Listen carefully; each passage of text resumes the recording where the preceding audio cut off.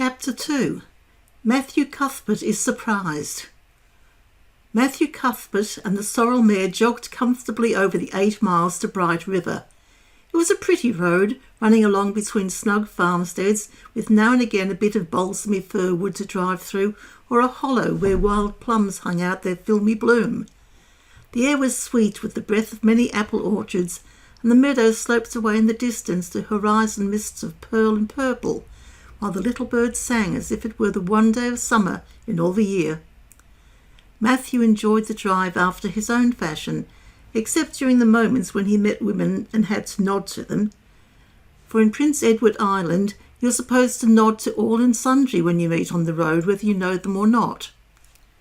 Matthew dreaded all women except Marilla and Mrs. Rachel. He had an uncomfortable feeling that the mysterious creatures were secretly laughing at him. He may have been quite right in thinking so, for he was an odd-looking person, with an ungainly figure and long iron-grey hair that touched his stooping shoulders, and a full, soft brown beard, which he had worn ever since he was 20. In fact, he'd looked at 20 very much as he looked at 60, lacking a little of the greyness. When he reached Bright River, there was no sign of any train. He thought it was too early, so he tied his horse in the yard of the small Bright River Hotel and went over to the station house. The long platform was almost deserted, the only living creature in sight being a girl who was sitting on a pile of shingles at the extreme end. Matthew barely noted that it was a girl, sidled past her as quickly as possible without looking at her. Had he looked, he could hardly have failed to notice the tense rigidity and expectation of her attitude and expression. She was sitting there waiting for something or somebody, and since sitting and waiting was the only thing to do just then, she sat and waited with all her might and main. Matthew encountered the station master locking up the ticket office preparatory to going home for supper, and asked him if the 5:30 train would soon be along. "The 5:30 train has been in and gone half an hour ago," answered the brisk official. "But there was a passenger dropped off for you, a little girl. She's sitting out there on the shingles. I asked her to go into the ladies' waiting room, but she informed me gravely that she preferred to stay outside. There was more scope for imagination, she said. She's a case, I should say." "I'm not expecting a girl," said Matthew blankly. "It's a boy I've come for. He should be here. Mrs. Alexander Spencer was to bring him over from Nova Scotia for me." The station master whistled. "Guess there's some mistake," he said. "Mrs. Spencer came off the train with that girl and gave her into my charge. Said you and your sister were adopting her from an orphan asylum and that you would be along for her presently. That's all I know about it, and I haven't got any more orphans concealed hereabouts." "I don't understand," said Matthew helplessly, wishing that Marilla was at hand to cope with the situation. "Well, you'd better question the girl," said the station master carelessly. "I dare say she'll be able to explain. She's got a tongue of her own, that's for certain. Maybe they were out of boys of the brand you wanted." He walked jauntily away, being hungry, and the unfortunate Matthew was left to do that which was harder for him than bearding a lion at its den. Walk up to a girl, a strange girl, an orphan girl, and demand of her why she wasn't a boy. Matthew groaned in spirit as he turned about and shuffled gently down the platform towards her. She'd been watching him ever since he had passed her, and she had her eyes on him now. Matthew was not looking at her and would not have seen what she was really like if he had been, but an ordinary observer would have seen this. A child of about 11, garbed in a very short, very tight, very ugly dress of yellowish-grey wincey. She wore a faded brown sailor hat, and beneath the hat, extending down her back, were 2 braids of very thick, decidedly red hair. Her face was small, white and thin, also much freckled. Her mouth was large, and so were her eyes, which looked green in some lights and moods and grey in others. So far the ordinary observer, an extraordinary observer might have seen that the chin was very pointed and pronounced, that the big eyes were full of spirit and vivacity, that the mouth was sweet-lipped and expressive, that the forehead was broad and full, In short, our discerning extraordinary observer might have concluded that no commonplace soul inhabited the body of this stray woman-child, of whom shy Matthew Cuthbert was so ludicrously afraid. Matthew, however, was spared the ordeal of speaking first, for as soon as she concluded that he was coming to her, she stood up, grasping with one thin brown hand the handle of a shabby old-fashioned carpet-bag. The other she held out to him. "I suppose you are Mr. Matthew Cuthbert of Green Gables," she said, in a peculiarly sweet voice. "I'm very glad to see you. I was beginning to be afraid you weren't coming for me, and I was imagining all the things that might have happened to prevent you. I had made up my mind that if you didn't come for me tonight, I'd go down the track to that big wild cherry tree at the bend and climb up into it to stay all night. I wouldn't be a bit afraid, and it would be lovely to sleep in a wild cherry tree, all white with bloom in the moonshine, don't you think? You could imagine you were dwelling in marble halls, couldn't you? And I was quite sure you would come for me in the morning if you didn't tonight." Matthew had taken the scrawny little hand awkwardly in his. Then and there he decided what to do. He could not tell this child with the glowing eyes that there had been a mistake. He would take her home and let Marilla do that. She couldn't be left at Bright River anyhow, no matter what mistake had been made. So all questions and explanations might as well be deferred until he was safely back at Green Gables. "I'm sorry I was late," he said shyly. "Come along, the horse is over in the yard. Give me your bag." "Oh, I can carry it," the child responded cheerfully. "It isn't heavy. I've got all my worldly goods in it, but it isn't heavy. And if it isn't carried in just a certain way, the handle pulls out, so I better keep it because I know the exact knack of it. It's an extremely old carpet bag. Oh, I'm very glad you've come, even if it would have been nice to sleep in a wild cherry tree. We've got to drive a long piece, haven't we? Mrs. Spencer said it was 8 miles. I'm glad because I love driving. Oh, it seems so wonderful that I'm going to live with you and belong to you. I've never belonged to anybody, not really. But the asylum was the worst. I've only been in it 4 months, but that was enough. I don't suppose you ever were an orphan in an asylum, so you can't possibly understand what it's like. It's worse than anything you could imagine. Mrs. Spencer said it was wicked of me to talk like that, but I didn't mean to be wicked. It's so easy to be wicked without knowing it, isn't it? They were good, you know, the asylum people, but there is so little scope for the imagination in an asylum, only just in the other orphans. It was pretty interesting to imagine things about them, to imagine that perhaps the girl who sat next to you was really the daughter of a belted earl, who had been stolen away from her parents in her infancy by a cruel nurse who died before she could confess. I used to lie awake at night and imagine things like that, because I didn't have time in the day. I guess that's why I'm so thin. I am dreadfully thin, ain't I? There isn't a pick on my bones. I do love to imagine I'm nice and plump with dimples in my elbows." With this, Matthew's companion stopped talking, partly because she was out of breath, and partly because they'd reached the buggy. Not another word did she say until they had left the village and were driving down a steep little hill, the road part of which had been cut so deeply into the soft soil that the banks, fringed with blooming wild cherries and slim white birches, were several feet above their heads. The child put out her hand and broke off a branch of wild plum that brushed against the side of the buggy. "Isn't that beautiful? What did that tree, leaning out from the bank all white and lacy, make you think of?" she asked. "Well, no, I don't know," said Matthew. "Why, a bride, of course, a bride all in white with a lovely misty veil. I've never seen one, but I can imagine what she would look like. I don't ever expect to be a bride myself. I'm so homely nobody will ever want to marry me, unless it might be a foreign missionary. I suppose a foreign missionary mightn't be very particular. But I do hope that some day I shall have a white dress. That is my highest ideal of earthly bliss. I just love pretty clothes. And I've never had a pretty dress in my life that I can remember. But of course it's all the more to look forward to, isn't it? And then I can imagine that I'm dressed gorgeously. This morning when I left the asylum I felt so ashamed because I had to wear this horrid old wincey dress. All the orphans had to wear them, you know. A merchant in Hopeton last winter donated 300 yards of wincey to the asylum. Some people said it was because he couldn't sell it, but I'd rather believe that it was out of the kindness of his heart, wouldn't you? When we got on the train, I felt as if everybody must be looking at me and pitying me.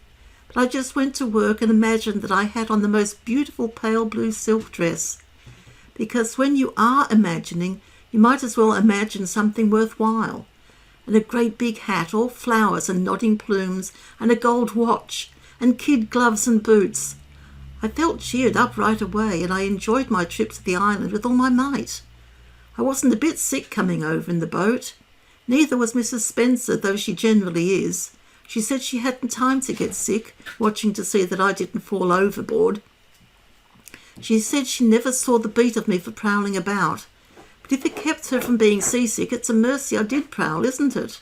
And I wanted to see everything that was to be seen on that boat, because I didn't know whether I'd ever have another opportunity. Oh, there are a lot more cherry trees all in bloom. This island is the bloomiest place. I just love it already. I'm so glad I'm going to live here. I've always heard that Prince Edward Island is the prettiest place in the world, and I used to imagine I was living here, but I never really expected I would.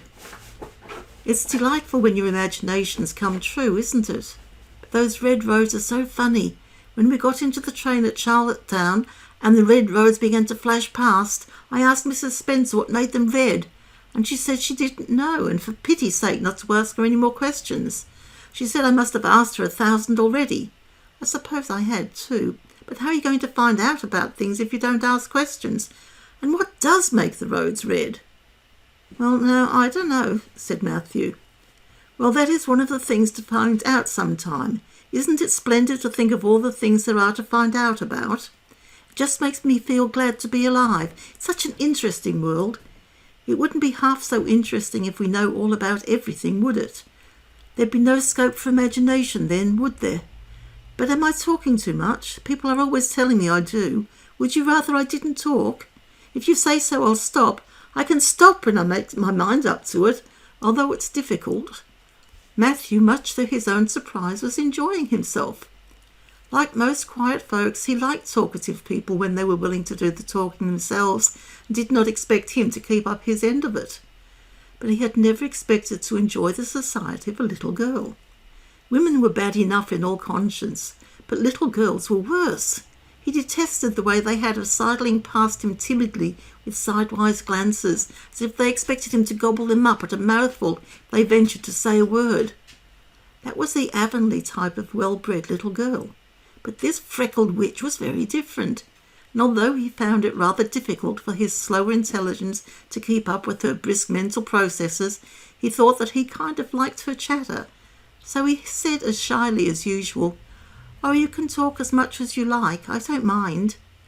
"Oh, I'm so glad. I know you and I are going to get along together fine. It's such a relief to talk when one wants to and not to be told that children should be seen and not heard. I've had that said to me 1,000,000 times if I have once, and people laugh at me because I use big words. But if you have big ideas, you have to use big words to express them, haven't you?" "Well, now, that seems reasonable," said Matthew. "Mrs. Spencer said that my tongue must be hung in the middle, but it isn't. It's firmly fastened at one end. Mrs. Spencer said your place was named Green Gables. I asked her all about it, and she said there were trees all around it. I was gladder than ever. I just love trees. And there weren't any at all about the asylum, only a few poor weeny tiny things out in front with little whitewashed cagey things about them. They just looked like orphans themselves, those trees did. It used to make me want to cry to look at them. I used to say to them, 'Oh, you poor little things. If you were out in a great big woods with all other trees all around you, little mosses and June bells growing over your roots and a brook not far away and the birds singing in your branches, you could grow, couldn't you? But you can't where you are. I know just exactly how you feel, little trees.' I felt sorry to leave them behind this morning. You do get so attached to things like that, don't you? Is there a brook anywhere near Green Gables? I forgot to ask Mrs. Spencer that." "Well, now, yes, there's one right below the house."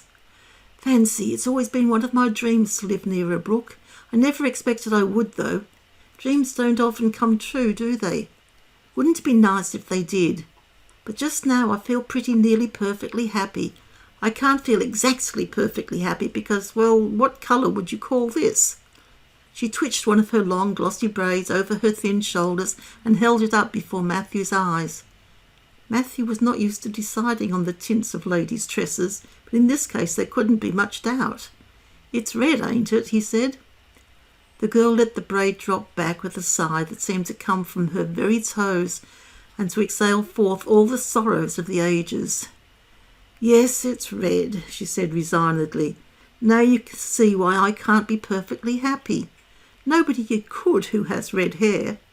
I don't mind the other things so much, the freckles and the green eyes and my skinniness. I can imagine them away. I can imagine that I have a beautiful rose-leaf complexion and lovely starry violet eyes. But I cannot imagine that red hair away. I do my best.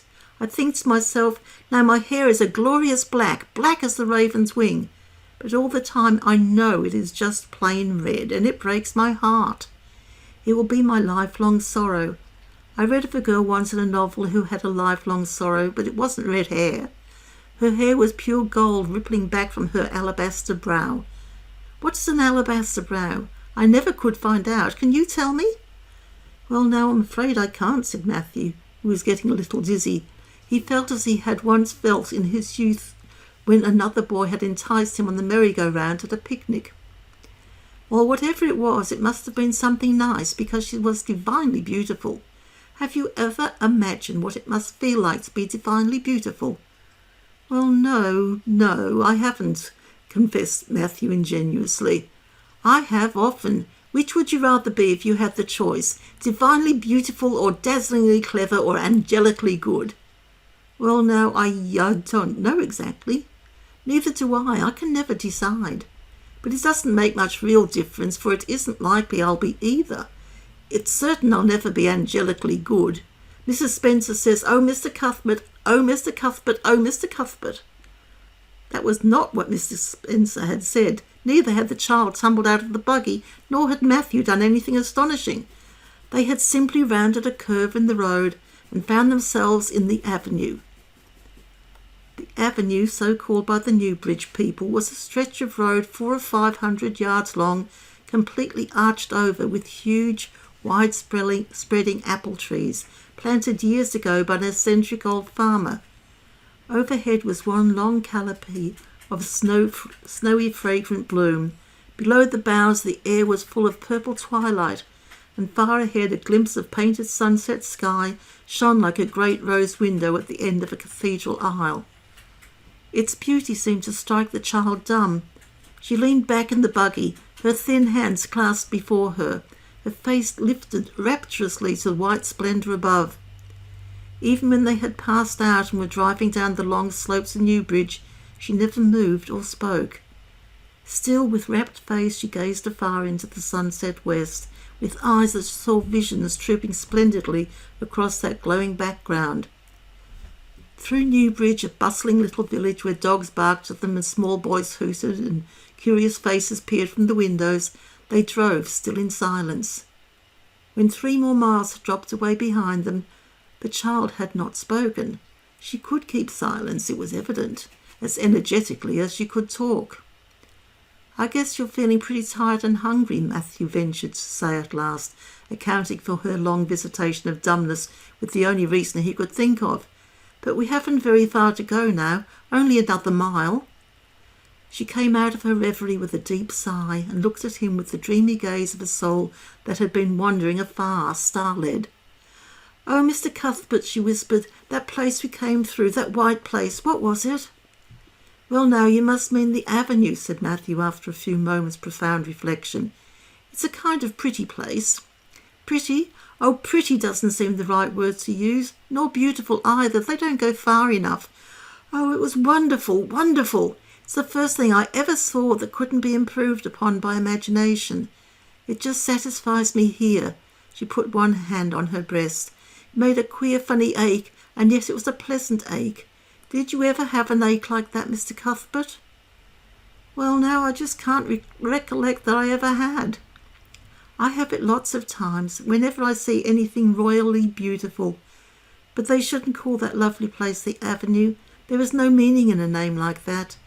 They should call it, let me see, the White Way of Delight. Isn't that a nice imaginative name? When I don't like the name of a place or a person, I always imagine a new one and always think of them so. There was a girl at the asylum whose name was Hepzibah Jenkins, but I always imagined her as Rosalia de Vere. Other people may call that place the Avenue, but I shall always call it the White Way of Delight. Have we really only another mile to go before we get home? I'm glad, and I'm sorry. I'm sorry because this drive has been so pleasant, and I'm always sorry when pleasant things end. Something still pleasanter may come after, but you can never be sure. And it's so often the case that it isn't pleasanter. That has been my experience anyhow, but I'm glad to think of getting home. You see, I've never had a real home since I can remember. It gives me that pleasant ache again just to think of coming to a really, truly home. Oh, isn't that pretty? They had driven over the crest of a hill. Below them was a pond, looking almost like a river, so long and winding it was. A bridge spanned it midway, and from there to its lower end, where an amber-hued belt of sandhills shut it in from the dark blue gulf beyond.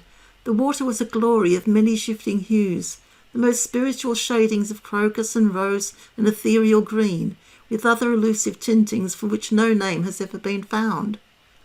Above the bridge the pond ran up into fringing groves of fir and maple, and lay all darkly translucent in their wavering shadows. Here and there a wild plum leaned out from the bank, like a white-clad girl tiptoeing into her own reflection. From the marsh at the head of the pond came the clear, mournfully sweet chorus of the frogs.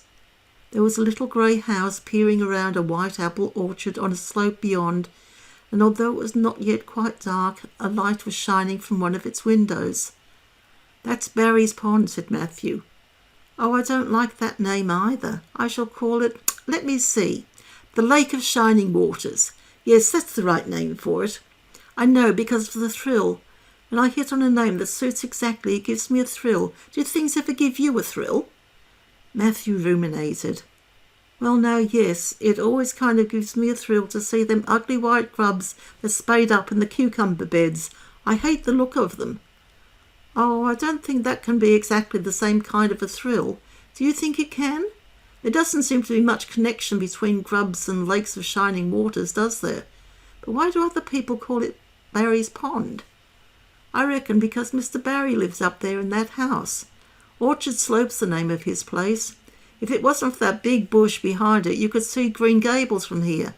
But we have to go over the bridge and round by the road, so it's near half a mile further." "Has Mr. Barry any little girls? Well, not so very little either, about my size?" "He's got one about 11. Her name is Diana." "Oh," with a long indrawing of breath, "what a perfectly lovely name." "Well, now, I don't know. There's something dreadful heathenish about it, seems to me. I'd rather June or Mary or some sensible name like that. But when Diana was born, there was a schoolmaster boarding there. They gave him the naming of her, and he called her Diana. I wish there had been a schoolmaster like that around when I was born then. Oh, here we are at the bridge. I'm going to shut my eyes tight. I'm always afraid going over bridges. I can't help imagining that perhaps just as we get to the middle, they'll crumple up like a jackknife and nip us. So I shut my eyes. But I always have to open them for all when I think we're getting near the middle, because you see, if the bridge did crumple up, I'd want to see it crumple. What a jolly rumble it makes. I always like the rumble part of it. Isn't it splendid there are so many things to like in this world? There, we're over. Now I look back. Good night, dear Lake of Shining Waters. I always say good night to the things I love, just as I would to people. I think they like it. That water looks as if it were smiling at me." When they had driven up the further hill and around a corner, Matthew said, "We're pretty near home now. That's Green Gables over—" "Oh, don't tell me," she interrupted breathlessly, catching at his partially raised arm and shutting her eyes that she might not see his gesture. "Let me guess. I'm sure I'll guess right." She opened her eyes and looked about her. They were on the crest of a hill. The sun had set some time since, but the landscape was still clear in the mellow afterlight. To the west, a dark church spire rose up against the marigold sky. Below was a little valley, and beyond a long, gently rising slope with snug farmsteads scattered along it.